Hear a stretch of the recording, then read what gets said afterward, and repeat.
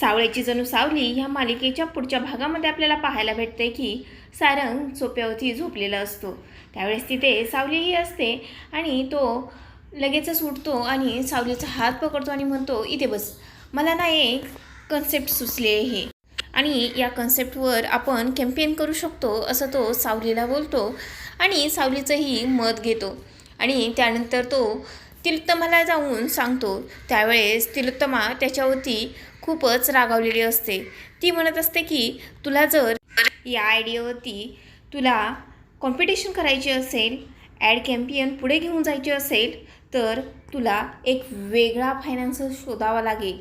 आणि त्यावेळेस त्याला वाटतं की आई अशी का बोलते आहे, त्याला काहीच कळत नसतं.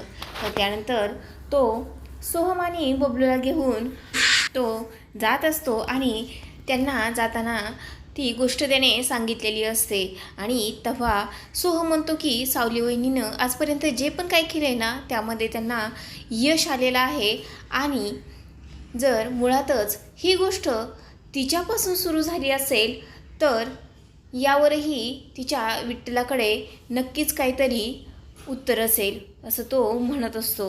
आणि सावली इकडे विठ्ठलाला हात जोडत असते आणि ती खूपच आनंदात असते, असं आपल्याला पाहायला भेटते. तर असेच अपडेट्स पाहण्यासाठी चॅनलला सबस्क्राईब करा.